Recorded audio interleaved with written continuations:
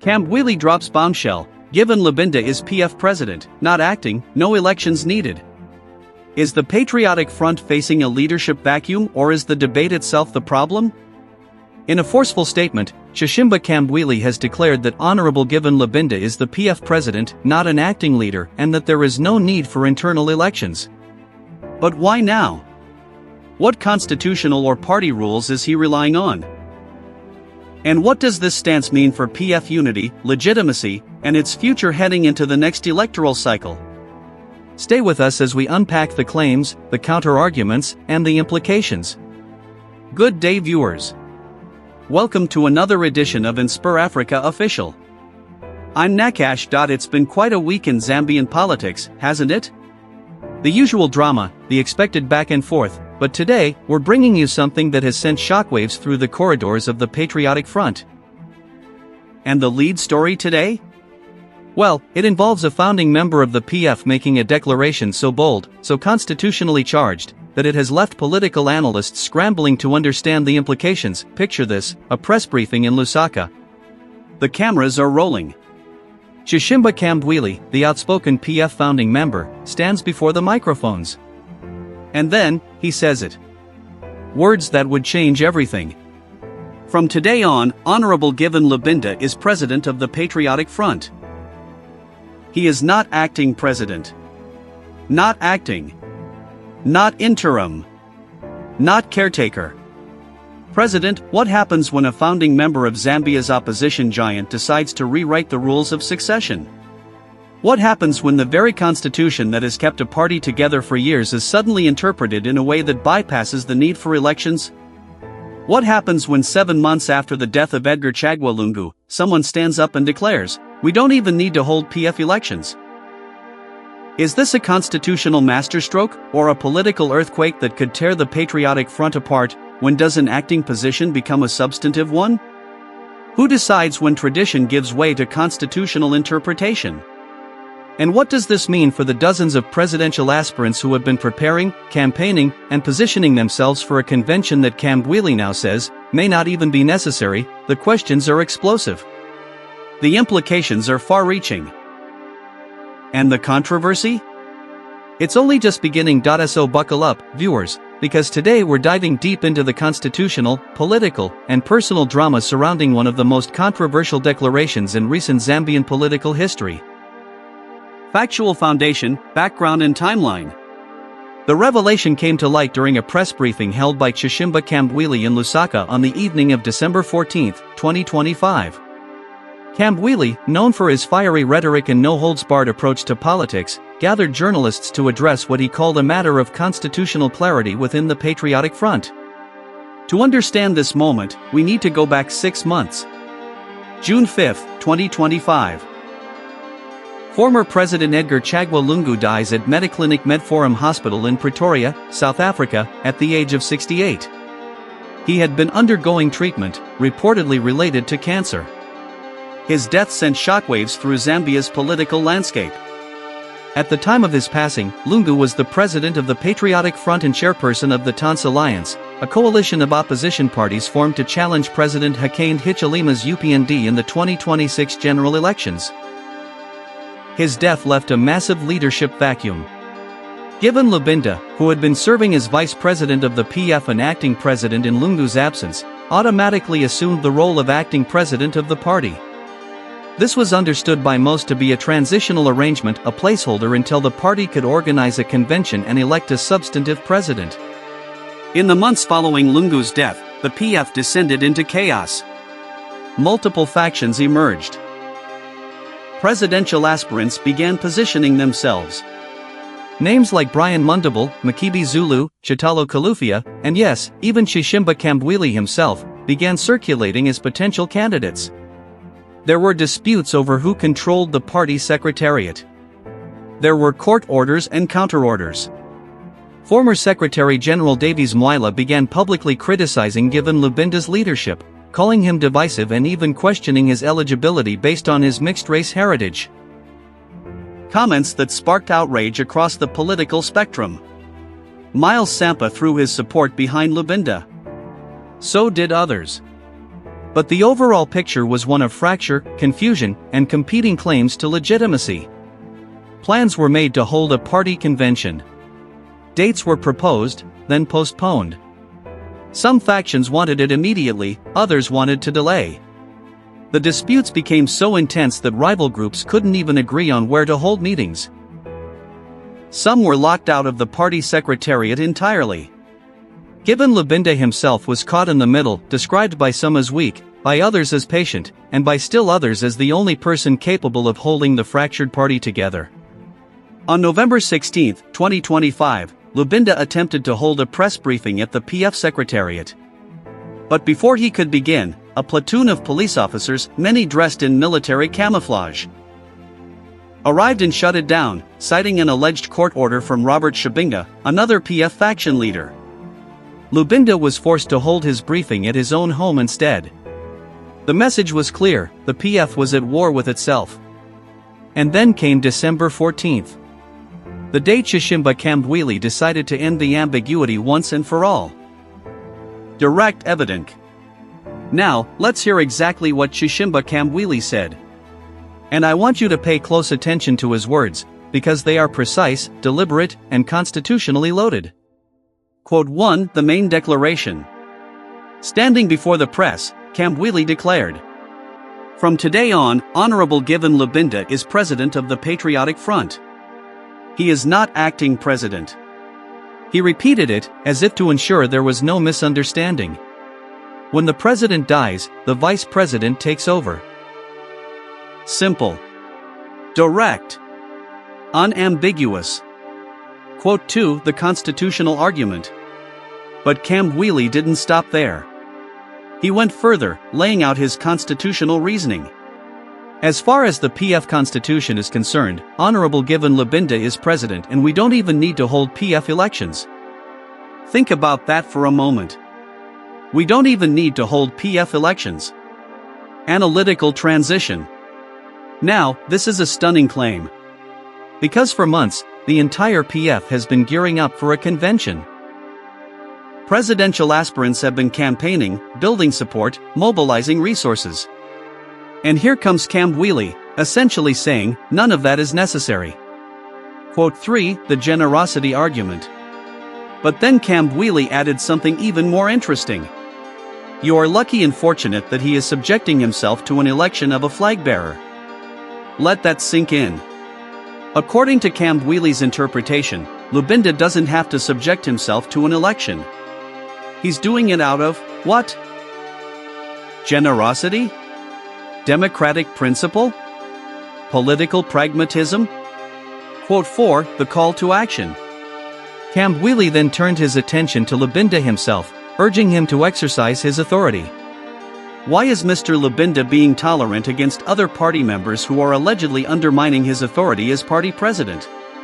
I appeal to him to crack the whip and fire belligerent members. Crack the whip. Fire belligerent members.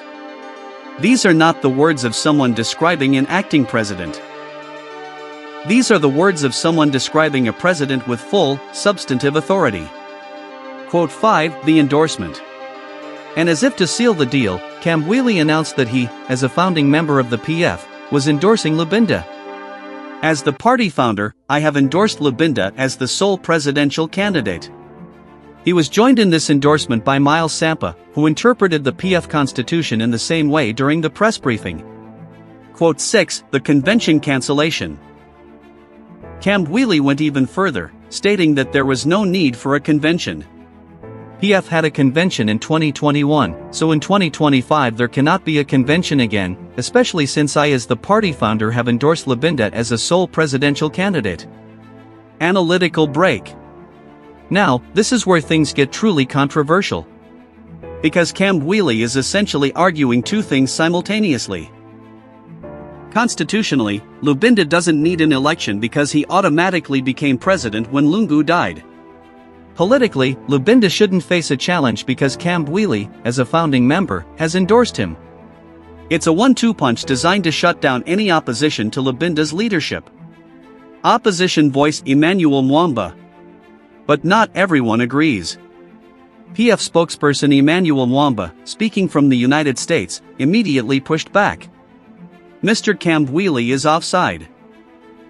The debate on how one assumes office as party president was already settled under provisions of the PF constitution in 2014. According to Mwamba, Lubinda remains in an acting capacity, and any claim to substantive presidency is premature. Opposition voice Davies Mwila. Former Secretary General Davies Mwila has been even more scathing, though his criticisms have focused more on Lubinda's perceived weaknesses and, controversially, his racial background. But on the constitutional question, Mwila's position is clear: Lubinda is acting president, not substantive president, and a general conference is needed to elect a leader. Deeper analysis. So what does all of this mean? Let's break it down. First, the constitutional question.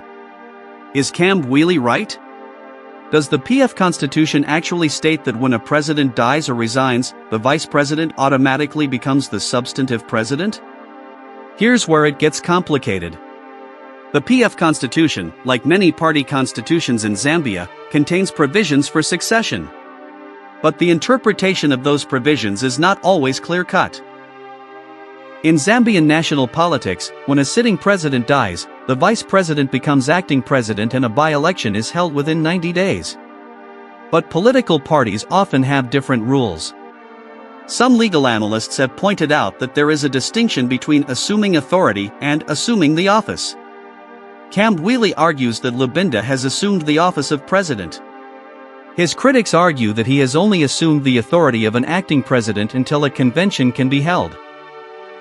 The PF Constitution was amended in 2014, and that's the version Mwamba references when he says the debate was settled. But Kambwili, as a founding member present during those constitutional discussions, claims his interpretation is correct. Who's right? Legally, it may take a court or a party tribunal to decide. But politically, the implications are immediate and explosive. Political implications. Second, the political implications. If Kambwili's interpretation stands, it means: given Lubinda is the substantive president of the PF right now, no convention is legally required. All other presidential aspirants are, in effect, challenging a sitting president rather than competing for an open position. This changes everything. Suddenly, Lubinda's position is not just stronger, it's potentially unchallengeable. Anyone who opposes him is not just a rival candidate, they're someone undermining the authority of the party president. Aspirant reactions. So how have other presidential aspirants reacted? Publicly, most have been cautious.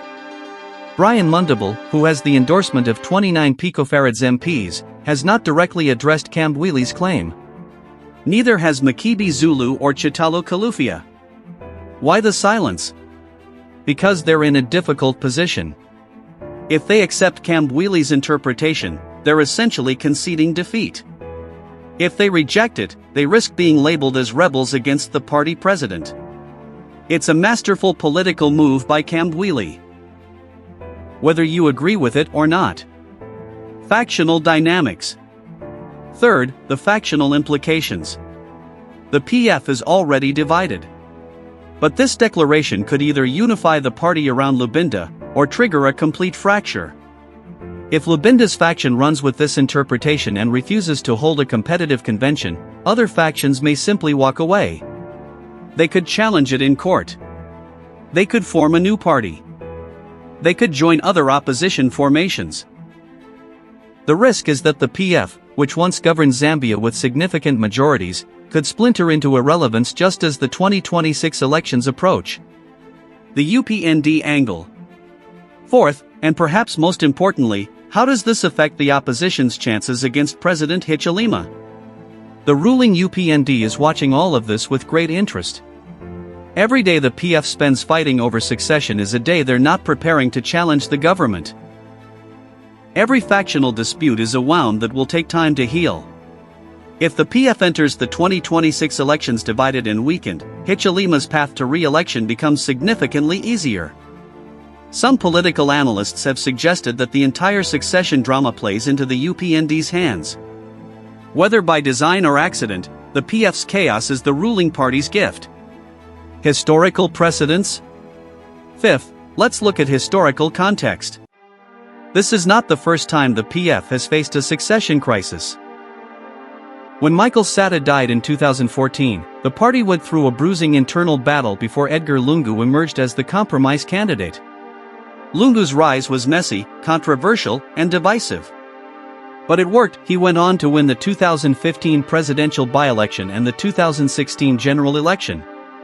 The question now is, does given Lubinda have the political skill, the support base, and the legitimacy to replicate that success? Or will the party tear itself apart trying to answer that question? Unresolved questions. And finally, the unresolved questions. Because despite Kambwili's bold declaration, many things remain unclear. Will other PF leaders accept this interpretation? Will the party still hold a convention for the position of presidential candidate as opposed to party president?